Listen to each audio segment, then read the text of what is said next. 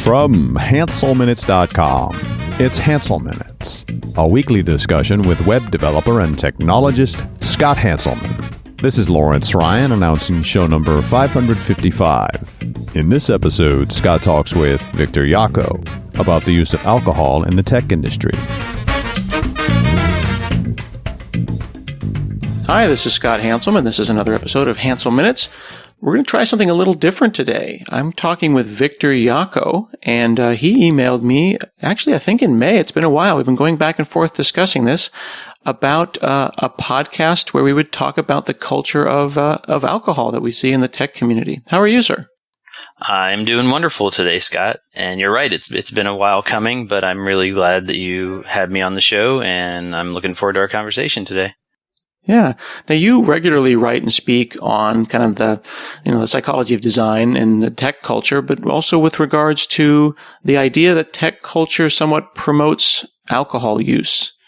What do you mean by that? Is it just like having beer at a company party? Well, yeah, but I think it goes beyond that. So part of it stems from my background and my history with alcohol, which is I was working for a user-focused design firm, digital design, and I became sober. And I realized once I did how heavily prevalent alcohol and promoting the use of alcohol is in design and tech. And what I mean by that is really that it's everything from having the office keg and the beer fridge that we show off when we have clients over or potential future employees, to the networking events that we call happy hours and host in places like bars, and then even our conferences, which we know have in the past had problems with drinking and the behavior that can be associated with that. We call them parties, and we have after parties where there's an open bar that people don't have to pay for the actual monetary cost for alcohol. And all that serves to create a culture that really suggests, hey, if you're part of us, you're drinking, you're okay with it. And I can only speak from my personal experience, but I know a lot of times, when we're going to have a long, boring meeting, they either cater it with alcohol or they talk about the fact that maybe afterwards we're going to go have a happy hour to celebrate that we survived the meeting, or have a happy hour that we landed a new client. And so what I realized was I still wanted to participate and be a part of things, but I couldn't do the drinking anymore. And that was a personal decision. But the way people talked about drinking around me was something that I had to then add on to the fact that I was trying myself to stop drinking at the problematic level that I had become a drinker. Mm-hmm. So it's just you and I on the podcast, and I try to act as an advocate or as in the role of the people who are listening.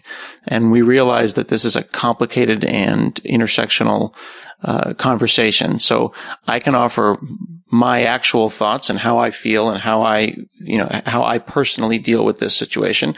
But then I will try to also kind of offer some of the perspectives that I imagine that people who are listening may also be. So I would ask that you and that people bear with us as we try to explore this topic.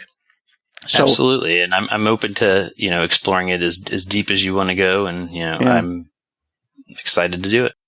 So I'm I guess they call it a teetotaler. I don't drink, but I don't drink for any particular reason other than I just never got around to it.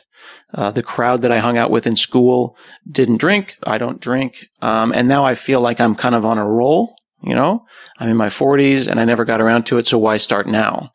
But I also come from a place of some privilege in the sense that I'm a man with a job, and I don't particularly feel like I've felt pressured to drink in order to keep my job.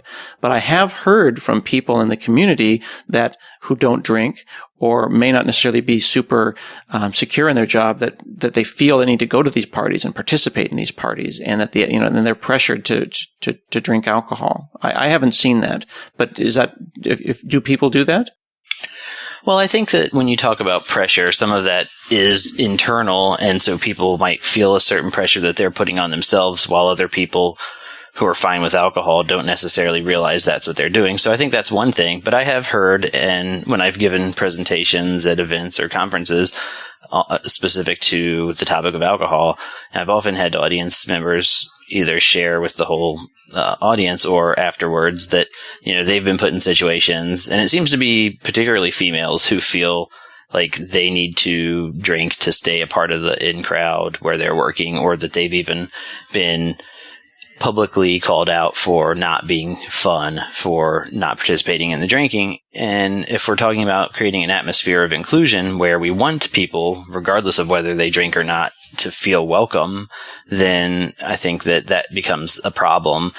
If you don't have an issue with alcohol, that's fine. And you have to understand that everybody has their own individual relationship with alcohol, and it's not really on any one of us to determine whether or not it's right for someone to be drinking. And if someone's choosing not to drink, it really shouldn't be an issue, because it's not the kind of thing that becomes then offensive or overlaps into being your problem. If I'm choosing not to drink, it's actually because I'm aware of my limitations, or there might be 1,000 other reasons which are really none of anyone's business, related to medical conditions, related to mental health, and related to religion. And so where I find it a problem isn't that individuals are drinking or that individuals want to drink and have a good time, but when it becomes, I want to ask you when you show up to an event why you're not drinking, then it borders on what I think is exclusive environment that we create. And in tech, I think we've sort of been called out for doing that in other ways already. And so I think just by talking about it is one step towards raising awareness, because the alcohol is frequent and prevalent, that we might make assumptions everyone's okay with this and everyone wants to have, the joke about let's go to the bar after work because it's been a hard day. And like, maybe I still want to go to the bar with you, but don't worry about it if I don't order alcohol. Right. Now, some people may have made it 5-6 minutes into this podcast, and they may already think that we're being, quote unquote, politically correct, or, everyone needs to just relax. If you don't want to drink, don't drink. What's the big deal? Right. People may be thinking that, but I think that point of being inclusive or exclusive, I think, is a good one. And I don't feel like we are trying to be politically correct. I think that you're proposing just trying to treat people like human beings. Like if we went to a pig roast, which is a thing, and I didn't eat pork, right? Like there's pig. I've been to pig roasts, and it's like, hey, we're gonna roast a pig. Oh, I don't eat pork. You don't eat pork? That's weird. Why do you do that? Right. Like, just to justify your decision. No, I'm just not into it. That's just not my thing. That is a way of excluding. Well, simply saying, all right, well, we have hot dogs, or we have something else for you, and then simply calling it what it is.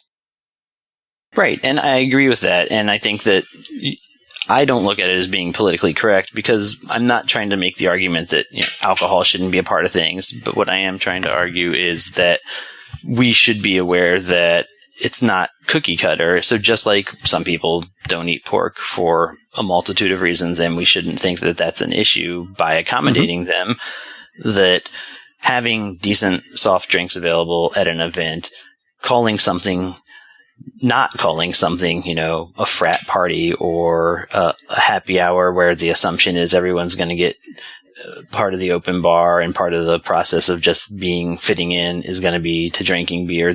That's something we can easily make small shifts in our language and how we talk about events, and even how we plan events. The company that I work for has tried to put a little more thought into things after I've been more vocal about my issues, and some of the things that we've come up with can still include alcohol. Like, for example, we have a company softball team, but the purpose isn't that we go out and drink as much as we can. The purpose of the event is to go play softball. And yes, some people drink, and they are the ones who are choosing to do that. And the people like myself who choose not to drink, there are other options available, but I'm not feeling like I'm the only person standing around not drinking. And so specific to my situation, where I was dealing with sobriety and the issues that come with realizing that, hey, you have a problem with drinking, I felt like I couldn't expose that side of me to people because of the fear that comes along with that. Well, if I'm drinking a beer tomorrow after telling you I have an alcohol problem, what might that mean for my job and how people look at me? But at the same time, somebody who doesn't have that issue at all might feel completely comfortable in an environment where people are giving them a hard time about not drinking. But, take yourself. I can't speak for you. But if someone were like, oh, Scott, why aren't you drinking? And you just say, I don't drink. Like, that's the end of the story.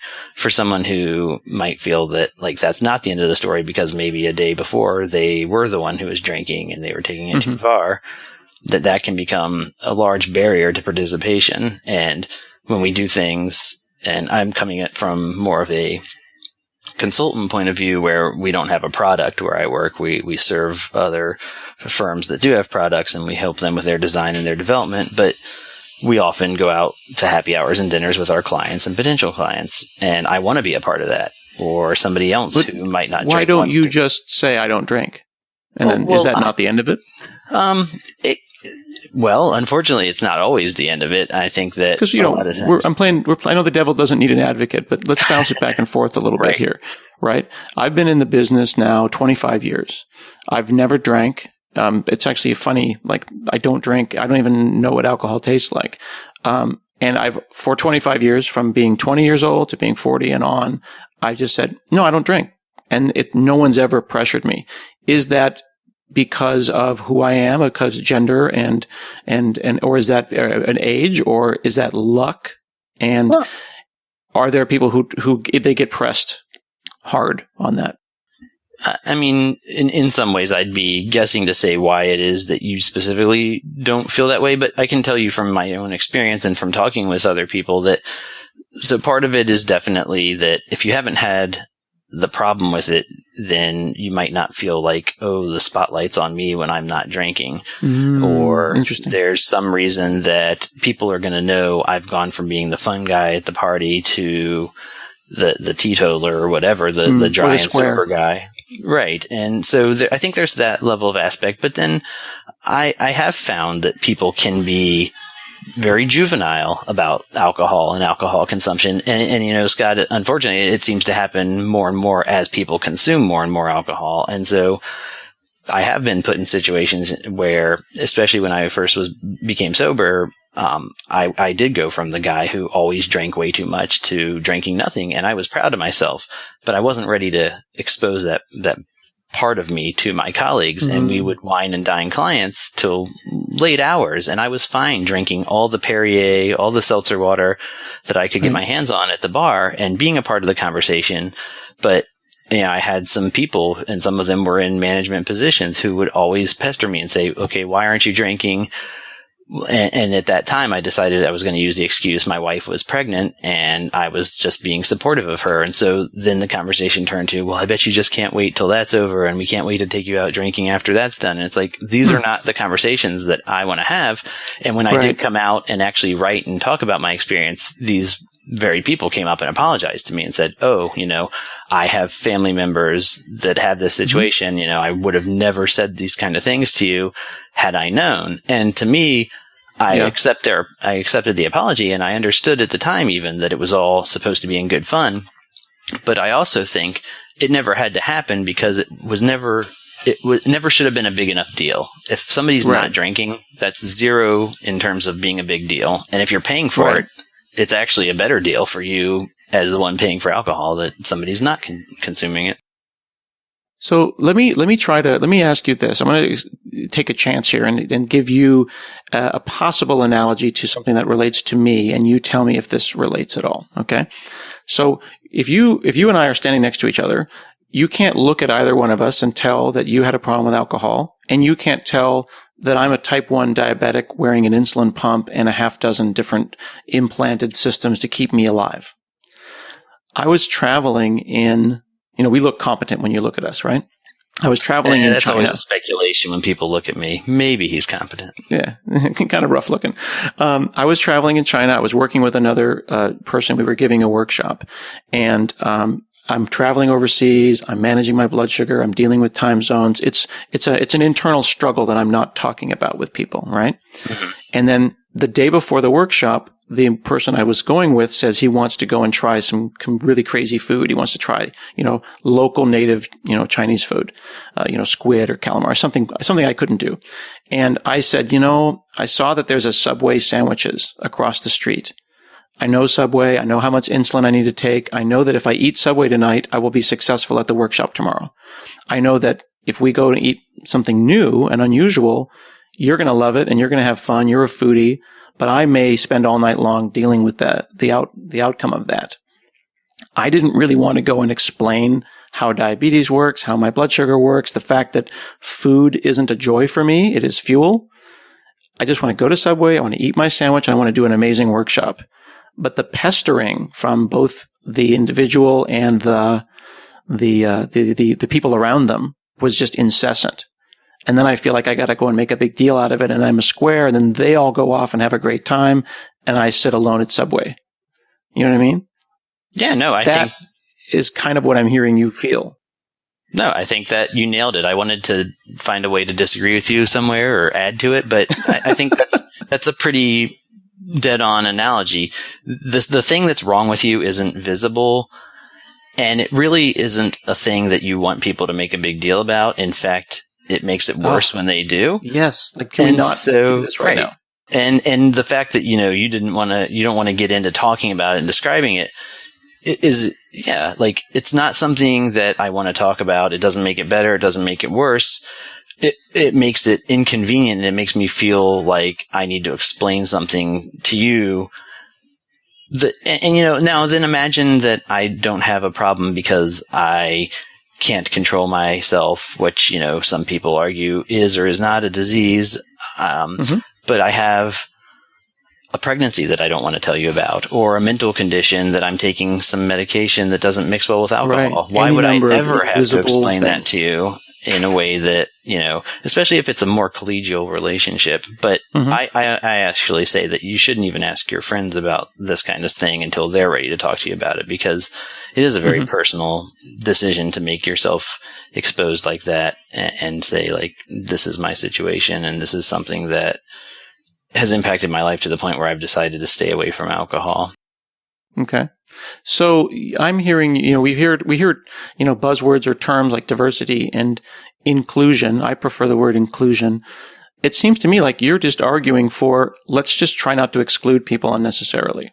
Yeah. And I think that when I give my presentation, that I've given at conferences, and when I talk about it, the ideas that I have for helping the situation aren't stop drinking, stop providing alcohol, don't ever talk about alcohol. Those, I think, are actually the wrong solutions, because I don't think it would work at all. I mean, prohibition didn't work for a reason.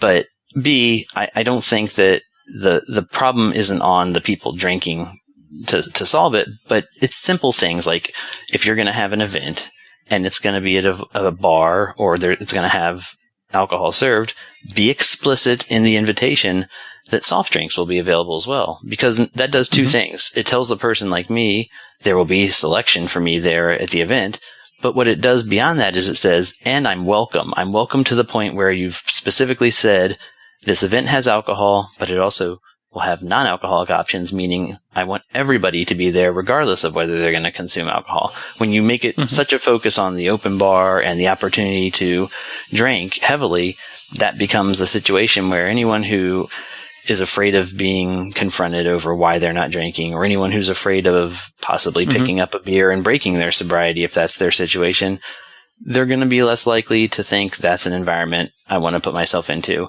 And if it's something where you're entertaining clients and you're making business decisions, it's really exclusive in a negative way to put someone in a situation where they're like, do I want to be perceived as a team player and understand what decisions and conversations took place at 2 a.m?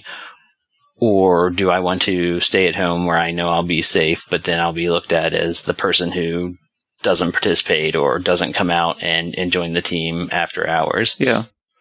I've always had, that there's the concept of FOMO, FOMO, fear of missing out.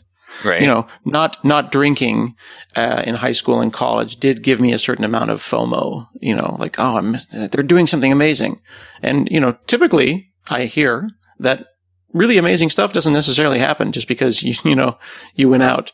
But you definitely don't want people to feel like they're not a part of the team because of that. And sure. And I think that when it becomes something where it happens frequently, it can become this mystery to other people. Oh, why don't you do this? And it can become a bigger deal than it really ever needs to be. Right, exactly. And I don't need people commenting on whether I'm going to eat that cupcake. Right. Have you noticed Scott doesn't ever eat cupcakes? What is wrong with him? Well, and that's another really interesting point. So trying to, maybe this analogy did work. I appreciate that you were looking for a reason to disagree, but I worked at an office once with another young woman who was diabetic, but she asked me to keep it a secret because she was afraid that the office would consider her possibly weak or not send her on trips for fear that her medical problem would become a business problem. And that shocked me. But it is, in fact, her right to do that. Sure. Yeah. And I've thought about that in my own situation, so I worked for a very small-ish firm, 50 or less people, and we were acquired a few years later, and I now work for a couple 100,000 person firm. And I've thought, what if I'm looked at in a way where I'm damaged goods that they wouldn't want to send if they have a big client that they know loves to go out and have big parties at the bar.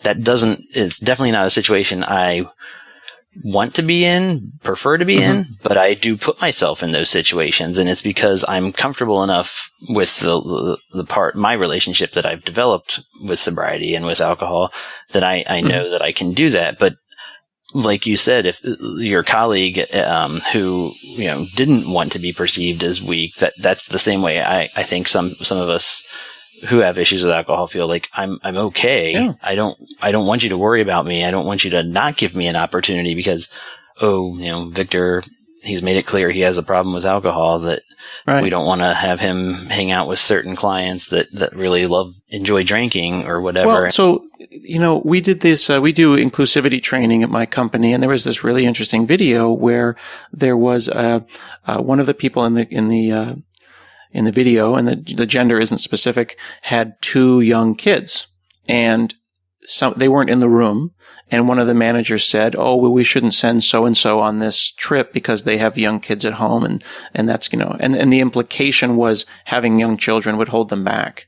Right. That's not that person's call. Exactly. Right. And it that is a way of excluding them as opposed to letting them be adults. Just as if I said, "Oh, well, I've got kids, so I can't work the weekend," as opposed to a single person who their weekend doesn't matter. So, regardless of situation, when work is over, we should have our free time. We deserve that. And we should be able to go to events and feel comfortable and safe regardless. Right. And my argument is that also, I can be as social as anyone who's drinking. I'm the guy who wants the coldest bottle of fizzy water, and I'll sit in a bar scenario talking with people, and I don't have to have that added alcohol. In fact, what it means is I'm going to wake up and be productive for you the next morning. So just like your conference scenario or your workshop scenario, right? Sure, you could sit there and eat all the exotic food you wanted, but then you'd pay for it the next day. And then that's not the situation you want to put yourself in. Exactly. Okay, so then let's try to put ourselves in the mind of the listener who's thinking, well, okay, maybe what Victor and Scott are saying is no hard liquor, but beer, how can beer be a problem, right? Like beer never got anyone in trouble. Wine, open bar for wine. Drink tickets. What about drink tickets? Well, I'm actually fine with this is my own personal opinion, but I think that having alcohol at events is still fine, and having drink tickets is fine. In fact, maybe it's even better if you have tickets, because that suggests that there's some level of limit that you're willing to put out for free as a company, or at least you're going to attach some accountability to people tracking how much alcohol they're consuming. I personally struggled with beer more than anything else, and whether the alcohol content is the same or not, you can obviously drink enough beer that it has the same effect as whether you were drinking whiskey or vodka or something harder. I just think that when you're in an office setting where you have like an open keg or something, you're asking people to be responsible, and you're making some assumptions, which is that they are not going to make poor choices.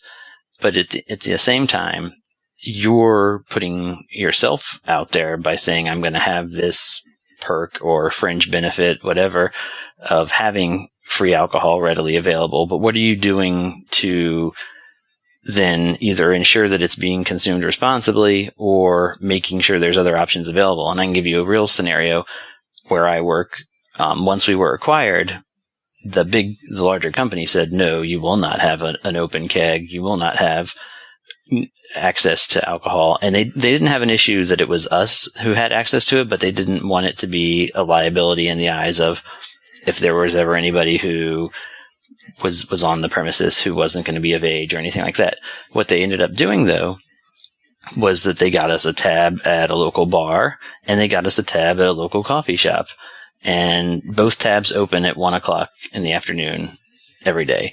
Every day since this happened, there is a line of our people from the coffee shop back to the office just about. And that's on a daily basis. And what it says to me is that what people are doing, what the alcohol represented, the open keg or whatever, was a community and, hey, take a break, have a beer with each other. Well, now the coffee is doing that, and people are voting with their feet. And every day it's a very strong vote of, 1 o'clock, there's like the great migration. We all go grab coffee. We sit in groups and chat. We bring it back to the office and chat. And it's accomplishing the same thing that I think the alcohol was meant to accomplish in some way, which was creating a community, suggesting to people it's okay to not just be nose to the grindstone here. You can have a beer with your colleague. And what it does do, though, is it allows people who are not interested in the beer to also have an option and to have the conversation and participate with a drink in their hand that they're more comfortable with. So what about going all the way to the other direction then and just simply having no alcohol? Like we just declare as a culture that it's just not what we're doing.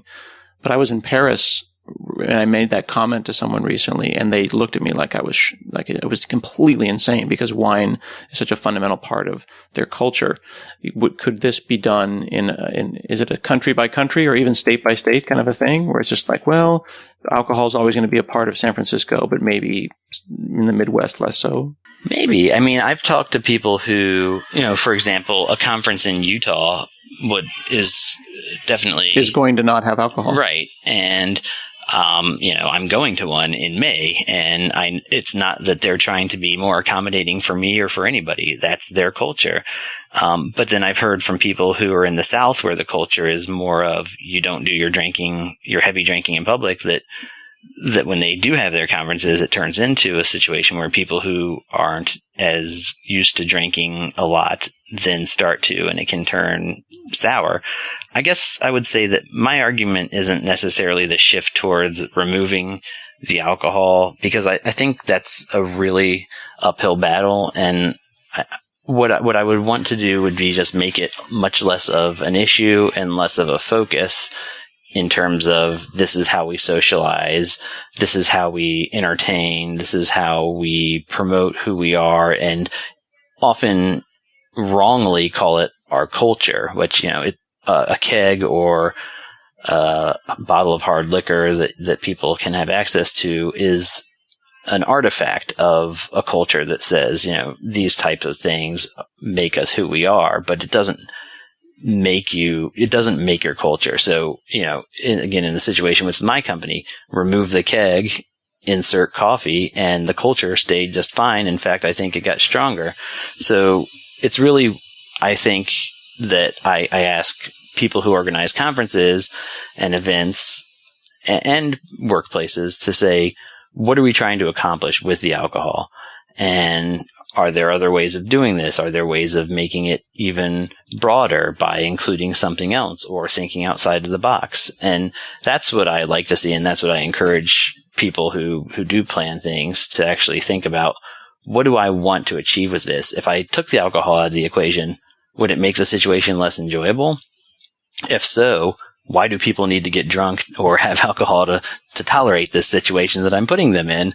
A. Right. B, what could I do with that money that I'm spending on alcohol for other things that would make a situation or an event or a work setting enjoyable for everybody, regardless of whether they can consume alcohol or not. Yeah, I like that. I feel like I heard you say that from a professionalism perspective and from a company perspective, it's not a reasonable thing to say that alcohol is a part of our company culture. Being social is, or spending time with each other and, talking and, being together outside of work and team building. Those are all cultural things.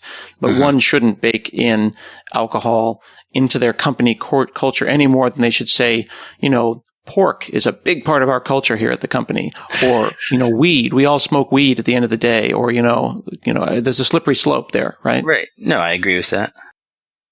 Interesting.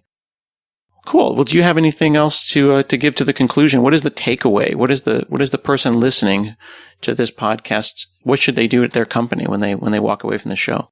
Sure. So if you're a listener, regardless of what your personal relationship with alcohol is, I would just ask that you think about the fact that not everybody consumes alcohol and experiences it the same way, and some people choose to completely not experience that, and it doesn't make it a bad thing. It's just different. And the personal ask I would make would be to simply never ask somebody why they're not drinking. And that's on the personal level. And on the broader level, it would just be, if you have an office setting where alcohol is openly available, or if you have a group or an organization that plans events and alcohol is often the focus, be more mindful of what are you doing to make sure that somebody who might be your colleague, and this is the scenario I often pose to people, is, I started writing successfully after I became sober. I wrote a book after I became sober. My personal life was straightened up after I became sober. But everybody was surprised that this happened because nobody knew I was struggling with alcohol. You might be sitting next to somebody who you like a lot, who you call a colleague, and they might be struggling with or have had this struggle in their past. By simply saying, how are we accommodating somebody who might not want to be drinking alcohol but still wants to succeed and reach their full potential? Are we making sure that we say things like, this event will contain non-alcoholic beverages? Are we doing things that just make it obvious on the surface that it's not all about trying to be drunk and get drunk and leading to scenarios that might make people too uncomfortable to show up or too uncomfortable to stick around? Very cool. Well, thanks for coming on the show, for being public about your opinion around this issue, and I appreciate you and I appreciate the audience for coming along with us on this discussion. Thanks, Scott, and I hope that if you hear good things or bad things, that it at least keeps moving the conversation forward and raising awareness, and that's my hope for the whole thing. And are you Victor Yocco on Twitter as well? Yes, I'm at Victor Yocco, and feel free to follow me or shoot me a message on Twitter. And also you can email me at victoryocco@gmail.com. Very cool. This has been another episode of Hansel Minutes, and we'll see you again next week.